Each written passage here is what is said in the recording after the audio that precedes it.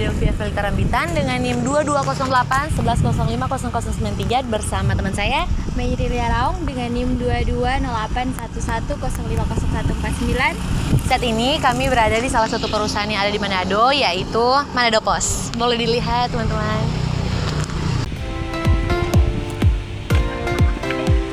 Yang pertama itu apa visi misi utama dari Manado Pos? Visi misi kami adalah ingin membuat semua fakta yang ada, baik yang ada di lapangan kejadian yang ada di Sulawesi Barat khususnya, karena terang kan lokal konten, maka informasi itu nyampe dengan utuh. Artinya dia tidak tergerus, dia tidak ditambah maupun dikurangi, atau kemudian disusupi oleh opini, enggak. Nah, jadi apabila berita itu Anda dapatkan dari lapangan, lantas kemudian sudah disusupi oleh opini pribadi dari wartawan, maka itu sudah beralih, maknanya sudah beralih, sehingga apa yang fakta di lapangan terkonfirmasi dari pihak A maupun pihak B, kemudian dari reporter di lapangan diolah oleh salah satu redaktur, baru naik layak. Dinilai layak itu menurut standarnya kami, standar jurnalistik. Yang Pos Group, Manado Pos Group itu adalah berimbang dari sumber berita maupun dari orang-orang yang menjadi sorotan. Nah, apabila itu tidak berimbang, maka dia tidak layak disebut sebagai sebuah. Jadi kalau mau dibilang visi-misinya jelas memang bahwa produk jurnalistik yang keluar itu betul-betul murni digarap oleh wartawan, bukan dari hasil pasti itu ngambil dari boleh ngambil itu untuk referensi, menambah referensi. Tetapi kalau mengadopsi atau mengcopy secara mentah-mentah itu tidak bisa. Nah, kan kadang-kadang begini, ada kejadian seperti Anda terlambat datang, tapi kemudian karena malas Anda tidak mau bikin berita, tinggal tunggu teman-teman itu pas banyak kosong-kosong. Nah, pada itu ada kelainan sedikit. Kita mengajarkan wartawan kita untuk bagaimana membuat angle lain, sisi lain di balik berita itu. Artinya poinnya sama, tetapi dia menghadirkan satu sisi menarik yang tidak ditangkap oleh orang lain. Itulah sehingga kemudian Manado Pos bisa eksis seperti saya. Kira-kira seperti itu. Yang kedua, bagaimana profil organisasi Manado Pos mencerminkan struktur internal, sumber daya dan kapabilitas utama. Kami ini kan grup ya. Manado Pos itu anak perusahaan dari Pos Group. Nah, jadi kami punya link secara nasional itu hampir di semua provinsi. Nah, kalau mau bilang jaringan, mungkin ini jaringan terbesar ya, di Indonesia. Karena hampir seluruh provinsi. Jadi kalau misalnya kejadian di Aceh, kita nggak perlu harus ngirim wartawan ke sana, tinggal kontak-kontak dengan teman-teman Aceh. Atau kita punya link server yang sama, tinggal ada kejadian ini. Akan tetapi apabila berita itu yang sangat nasional, maksudnya konsumsi nasional, mungkin itu bisa terjadi. Cuman kalau cuma lokalan ya enggak lah. Kita lebih mengutamakan lokal konten. Lokal konten itu adalah yang dekat dengan kebutuhan masyarakat Sulawesi Barat. Kita kan melayani pembaca di Sulawesi Barat, bukan melayani pembaca di Aceh. Kalau misalnya ada cewek Manado yang kerja di Aceh, ada kejadian apa gitu, nah itu menarik karena dia orang Manado, ada orang Sumut yang kebetulan kerja di Aceh. Nah, itu yang membuat jaringan kita menjadi kuat. Nah, jadi ini diciptakan, tapi masing-masing itu punya otonomi. Artinya dia tidak tidak ada tekanan dari saja pos. Oh kalian harus seperti ini, harus seperti ini. Silakan berkreasi. Nah, sesuai dengan standar jurnalistik, pola dan pakainya jawab tersebut. So, itu yang kita pakai. Jadi standar kita jelas. Sehingga itulah kenapa jaringan nervous itu sangat kuat. Itu baik berita lokalnya maupun berita nasional atau berita global. Itu karena kita punya jaringan yang berikut di tiap-tiap di daerah sendiri. Kita punya wartawan di tiap-tiap instansi pemerintah. Kemudian di daerah-daerah, misalnya biro-biro. Nah itu tiap saat mereka lantas kemudian karena kita bertransformasi yang dari tadinya konvensional, media konvensional, cetak, yang kemudian perlahan mulai tergerus oleh media digital, maka kita menciptakan banyak sekali platform. Ada platform digital, ada MP beta, ada musik digital, ada MP podcast, ada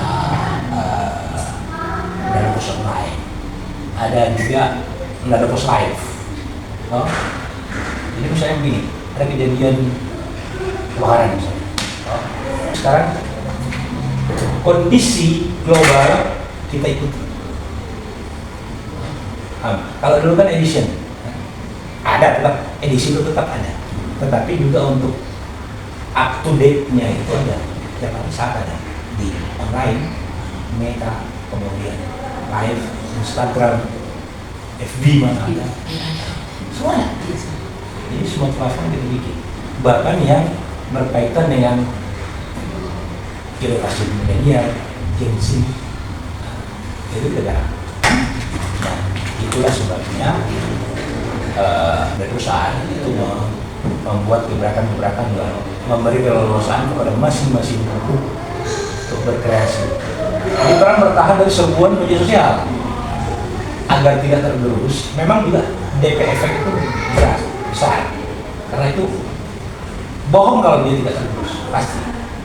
Cuma juga orang kan memiliki infrastruktur, sehingga orang tidak kehilangan akal untuk terus berkreasi, berinovasi. Nah, tidak melulu hanya mengandalkan pola-pola lama, konvensional.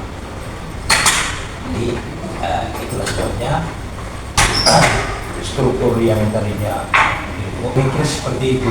Jadi intinya adalah perusahaan itu tidak membuat situasi diri. Kemudian yang ketiga, faktor eksternal apa saja seperti tren media digital, kebijakan pemerintah atau persaingan yang mempengaruhi posisi mana pos di pasar. Ya itu kita akui. Itu tidak ada yang misalnya tadinya dari eksternal, situasi eksternal itu gempurannya luar biasa. Itu bohong lah. Jadi tadinya misalnya ini banyak lihat ada koran, terutama yang dari media sosial. Media sosial kan, iya, artinya begini dalam tanda kutip, karena dia tidak ada yang mengkondisikan. Siapa yang melakukan editing? Tidak ada. Sebegitu cepatnya dalam sepersekian detik tersebar, viral, trending topic. Ya sudah, kalau mana jadi berhenti. Cara kita memproteksinya adalah seperti ini. Kita jelaskan tadi bahwa strukturnya tetap jelas. Ada reporter di lapangan, ada redaktur yang editing, kemudian ada rapat redaktur, ada rapat budgetnya. Itu tetap sekarang yang namanya teknologi tidak tersaring karena tidak ada. Itu kan siapa yang melakukan editing di sini tidak. Dia mengalir aja, kan? Ini rasakan sendiri kan? Astaga. Tapi kalau di koran tidak seperti itu, benar tidak seperti itu. Meskipun itu nanti dimunculkan ya di Instagram atau mungkin di apa namanya X dan lain sebagainya, itu pasti terkonfirmasi. Dan fakta yang jalan itu pasti fakta. Yang keluar itu fakta bukan hoax. Kerjaan yang paling berat kita adalah sekarang faktor eksternal. Kita sampai sekarang orang masih tetap trust itu, kepercayaan itu terhadap media mainstream itu tetap tinggi. Karena apa? Anti hoax, entah yang lain. Tapi kalau menurut biasanya seperti itu. Saya tidak tahu kalau yang lain. Ini pertanyaan terakhir. Peluang dan ancaman apa yang saat ini dihadapi Mineral Post dalam upaya mempertahankan dan meningkatkan eksistensinya? Kalau dari bisnis ya, jujur sampai betul wali kota Nina ternyata tidak cuma canda tapi juga tahu kerja. Kerjaannya dia sampai mengunjungi ini. Nah, faedah apa dia dapatkan? Dia mengurangi budgetnya di situ adalah iklan. Nah, karena belanja iklan misalnya di pemerintahan itu dia bisa bernilai miliar. Kan? Nah, ketika dia mampu membuat konten sendiri, menjual sendiri, dan berbicara sendiri langsung ke publik lewat akun media, maka itu mengurangi belanja iklan. Paham? Nah, bagaimana dengan koran yang selama ini mengandalkan iklan sebagai penopang operasional? Selain berita itu, karena berita yang baik itu mendatangkan iklan yang banyak. Nah, koran yang laku itu adalah juga menjadi buruan produk-produk untuk beriklan. Nah, kami membuat platform seperti yang tadi dengan menempatkan wartawan-wartawan di semua pos. Nah, kalau misalnya wali kota, gubernur atau bupatinya kreatif seperti Nina, memang itu tantangan. Salah satu itu yang dilakukan oleh gubernur Dedi Mulyadi. Nah, dia membuat, jadi dia mengakui bahwa kan dia dikritik karena melakukan konten terus, tapi viral. Nah, dan itu dibaca, dilihat, ditonton di video itu, sampai dia ngomel-ngomel kepada orang-orang yang melakukan kesalahan.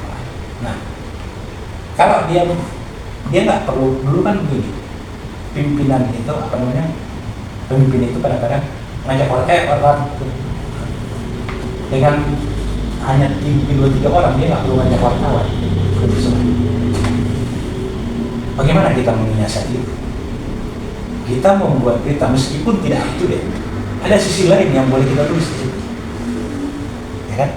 Ada sisi lain yang mungkin tidak, karena begini, beda. Kang Deddy mungkin tahu tentang bagaimana konten membuat viral, tapi dia tidak menguasai teknik-teknik jurnalistik. Kita menguasainya. Ada hal-hal yang dia sadari, oh ini seperti ini ya berarti sudah. Bagi dia apa yang dilakukan tersebar. Tapi bagi kita masih ada hal-hal mungkin yang di luar itu ya tidak. Contoh, habis misalnya dia bikin konten itu, tiba-tiba dia lapar. Nah, ada yang ngajak misalnya masyarakat ngajak dia makan, dia nggak perlu harus taruh begitu, ngambil aja langsung di ada langsung di pelanggan. Kalau misalnya ada wartawan, kita punya wartawan dilatih seperti itu, menyoroti hal-hal yang tidak tercover di konten. Hal-hal begini, ini sebenarnya jurus. Ini sebenarnya kalau misalnya orang kan tidak semua juga sendiri, hanya wartawan terlatih yang mampu begitu. Dan wartawan terlatih dilatih. Ini serbuan dari luar ini kadang-kadang dia lupa orang publish. DPT mungkin DPT juga kurang kreatif atau gimana. Jadi ketidakkreatifan timnya itu yang terjadi. Kira-kira begitu. Sehingga ya orang tetap eksis di mata kalian. Termasuk karena melalui dua kepercayaan, maka melalui gitu.